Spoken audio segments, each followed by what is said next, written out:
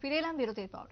আরো একবার নজর রাখবো ওস্তাদ রশিদ খানের মৃত্যুর খবরে। যদিও 10 দিন ধরে তিনি হাসপাতালে চিকিৎসাধীন ছিলেন এবং তার প্রোস্টেট ক্যান্সার ছিল, চিকিৎসা চলছিল, চিকিৎসকদের সাড়াও দিচ্ছিলেন চিকিৎসায়, কিন্তু আচমকায় শুক্রবার হয় সেরিব্রাল অ্যাটাক। পদ্মভূষণ সম্মানে সম্মানিত রশিদের এবং তারপরে জীবন দ্বীপ থেমে যায় আজ মঙ্গলবার।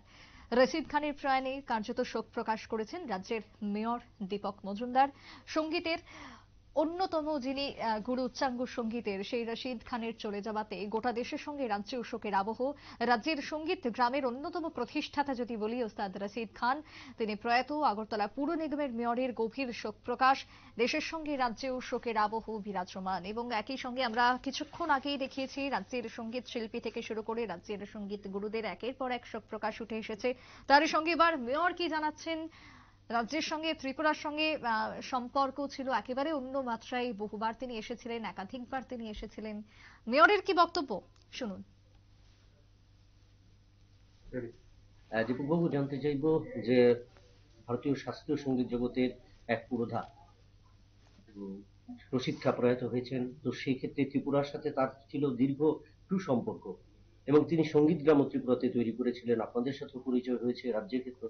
তো তার এই প্রয়াণে কিরকম অনুভূতি বা আপনার প্রতিক্রিয়াটা একটু জানতে চাই। আমি বলবো, ওস্তাদ রশিদ খানের অকাল প্রয়াণে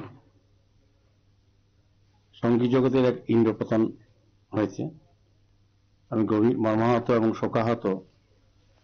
রশিদ খান শুধু ভারত না, সারা পৃথিবীর বিখ্যাত শাস্ত্রীয় সঙ্গীত উস্তাদ হিসাবে সারা পৃথিবী, সারা দেশ জানতো এবং আমাদের রাজ্যের সঙ্গে ওনার একটা আত্মিক সম্পর্ক ছিল। এই রাজ্যের সংস্কৃতিকে বিকশিত করা, প্রসার করা এবং সমৃদ্ধ করার ক্ষেত্রে উনি কাজ শুরু করেছিলেন। আমাদের সরকারও এখানে ওনাকে একটা জায়গা দেওয়া হয়েছিল সঙ্গীত গ্রাম প্রতিষ্ঠা করার জন্য। উনি চেষ্টা করেছেন যে শাস্ত্রীয় সঙ্গীতের মাধ্যমে সমস্ত সঙ্গীতকে সমৃদ্ধ করা। ত্রিপুরা রাজ্যবাসীর সঙ্গে ওনার একটা ভালো, সবার সঙ্গে যোগাযোগ ছিল। বিশেষ করে সঙ্গীত অনুরাগী যারা ছিলেন তারা রশিদ খানকে খুব কাছে থেকে দেখেছেন। আমারও একটা সৌভাগ্য ছিল, একটা অনুষ্ঠানে ওনার সঙ্গে আমার ব্যক্তিগত আলাপ পরিচিত হয়েছে। সজ্জন, ভালো মনে, এত বড় মাপের লোক, কিন্তু ওনার ব্যবহার এবং আচার এত সুন্দর ছিল, এত মানুষের সঙ্গে মিশতে পারতেন। এবং আমি বলবো যে ওনার মৃত্যুতে সঙ্গীত জগতে তো যথেষ্ট ক্ষতি হয়েছে, যেটা অপূরণীয়। পাশাপাশি কিন্তু সামাজিক মানুষ হিসেবে, একজন ব্যক্তি, সজ্জন ব্যক্তি হিসেবে আমরা একজন সজ্জন ব্যক্তি হারালাম। আমি প্রার্থনা থাকবে ভগবানের কাছে যে ওনার আত্মা যাতে শান্তি সদ্গতি হয়। ওনার চিন্তা, ওনার ভাবনা সঙ্গীতকে এগিয়ে নিয়ে যাওয়ার জন্য যারা সঙ্গীত চর্চা করেন, যারা বিশেষজ্ঞ বা যারা বিশারদ বা কিংবা এই নিয়ে কাজ করেন, আমার রশিদ খানকে সামনে রেখে, ওনার চিন্তা ভাবনাকে সামনে রেখে আগামী প্রজন্মে নতুন শিল্পী তৈরি করার রশিদ খান যেভাবে সারা দেশ, সারা পৃথিবী ব্যাপী চেষ্টা করেছেন, ওটাকে আরো এগিয়ে নিয়ে যেতে হবে আমাদের।